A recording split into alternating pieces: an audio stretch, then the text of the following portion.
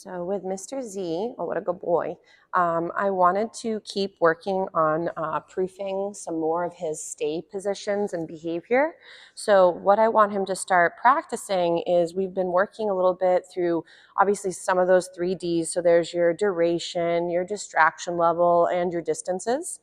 So for right now with Mr. Handsome, I want to see if I can start practicing a little bit more with some movement from me and maybe a little bit of distance work as well.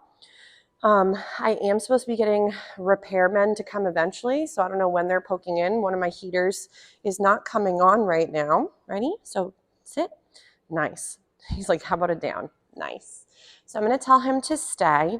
If, let's say, the stays are a little bit tricky, and as I mentioned, we might get a little distraction. I'm hoping they just have to go up on the roof and practice, or, work on their stuff while we're practicing.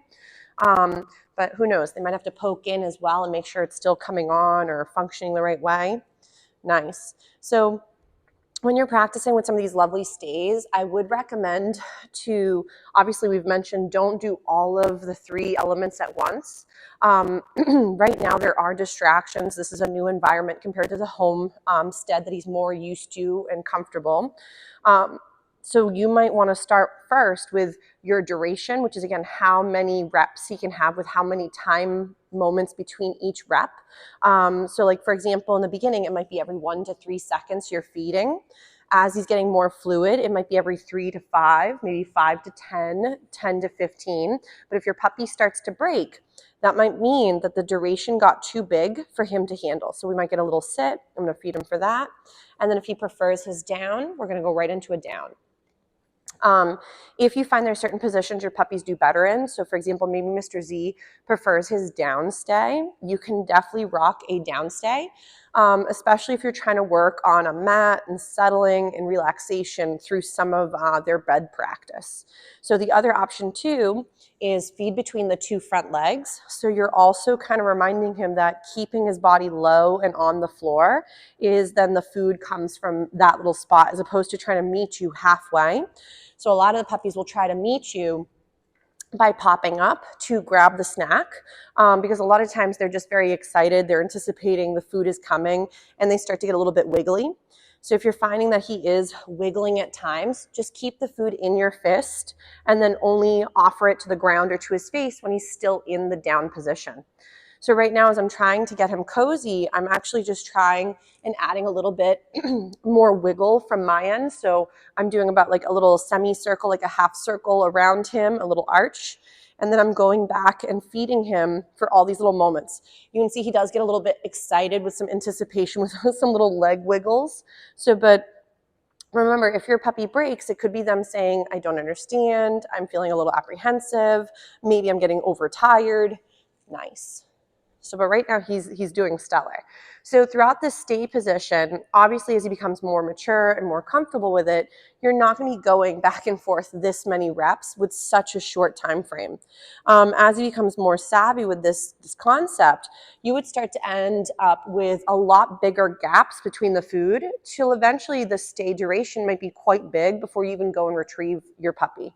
So, but right now, if he can't quite manage this type of setup, I wouldn't make it even harder by throwing in, distractions or lots of difficulty from maybe big distances at home. This is beautiful. So if let's say too, I know you guys have the 2 beauties, so you have his sister, not real sister, but his golden retriever sister who's 3.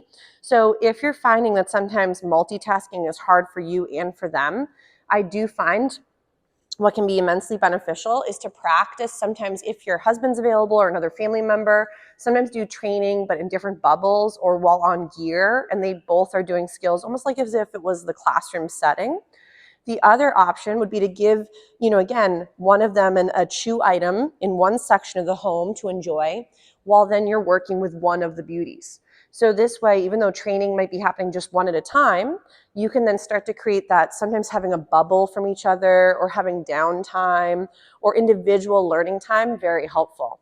Because obviously, with a youngster, like an adolescent versus an adult dog who's 3, you're going to have different skill sets or different needs, or for example, different abilities, so you want to make sure you got a little snack stuck in the top of his mouth. So you want to make sure that as your puppies are practicing, they're able to be successful within their comfort range or their abilities for their starting point. It's really pretty.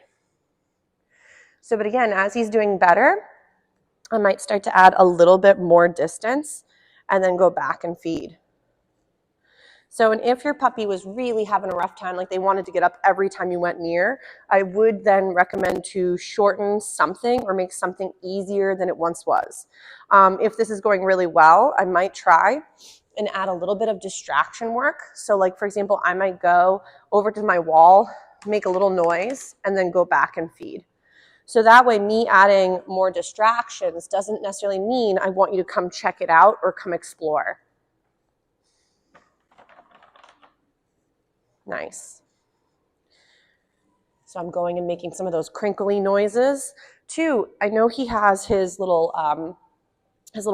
topple here. So if, let's say, sometimes to do a little bit of multitasking, so maybe he enjoys a few snacks, and just squish some in here. He does have it nicely filled with, I think, some pumpkin or sweet potato.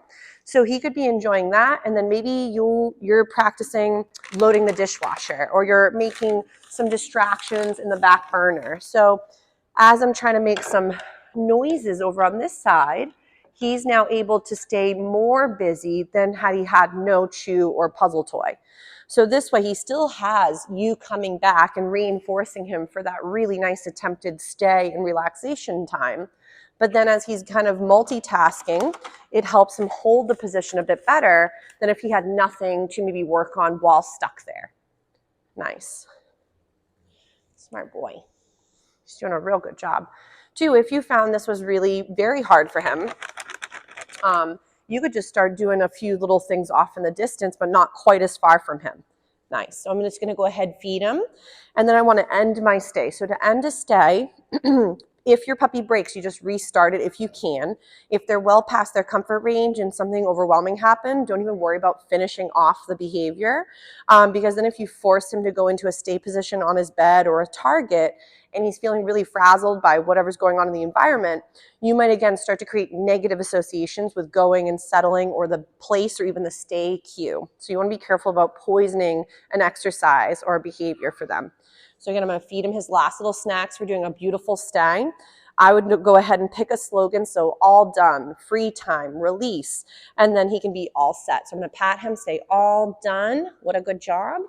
And then what I like to do, he's like, oh, geez, I guess so, is I like to kind of just wiggle my fingers, and I don't feed them for breaking from the position. I just go ahead and have him come up, and then notice how he wants to go back and retarget his spot. This is, again, because he's starting to have a lot of really nice associations with maybe going and settling, but at the same time, he's got his topple over here, and he's been getting a lot of really great prizes for holding still. So for puppies that I find have a rougher time holding still or vegging, these are great things to maintain and practice through adolescence into adulthood. So if we're having a hard time, I know Mom had mentioned that he was struggling with some separation anxiety. So like as she goes to leave one room and he doesn't get to come with her, he starts to make a lot of noise and howl and get flustered. I would start practicing some of these sort of relaxation moments and then go from that to, okay, I'm going to go over here and a few feet away from him and feed him for being calm and relaxed on his place. Because this can start to help them realize that when you go away, it doesn't mean you're gone forever, but it also starts to help them relax while in a bubble as you create distance between you and your puppy. I know I did send a few resources along to you guys earlier, and some of those videos were also really beneficial for separation anxiety, but also separation training, where you're not doing like the cry it out method or anything that would be too overwhelming. Because for a lot of those situations, you're actually increasing that when you do disengage, it becomes even harder for them, and it might be more learned helplessness than actually getting more comfortable. So this is really pretty for Mr. Z right now, working a bit with his lovely place position and working these stays. So I'm going to, again, tell him to stay because, of course, I've been blabbing. I didn't actually say it. You could start to make it where the bed could be an implied stay if you want, but I tend to like to tell my pups what they're going to be working on, so that way they don't get confused. This is very nice. So then again, I'm just going to add some movement. And sometimes, again, you can feed him directly or you can feed between his front legs. Yes. Nice. And I don't care if the puppy was looking at me, looking at a butterfly, watching something out the window. The main goal is that he's holding his position in the stay. So if he wants to get cozy and switch sides from hip to hip, I don't care. If he wants to go and completely reorient on the bed and get cozy, perfectly fine. But I don't want him to think that, again, being in a spot is something that's overwhelming or spooky. So I just want him to be comfortable and feel relaxed enough to get cozy and get situated so he holds that stay position even better. So right now, typically I'd be going and marking the behavior. If, let's say, he did get up, I might just re-ask for the down.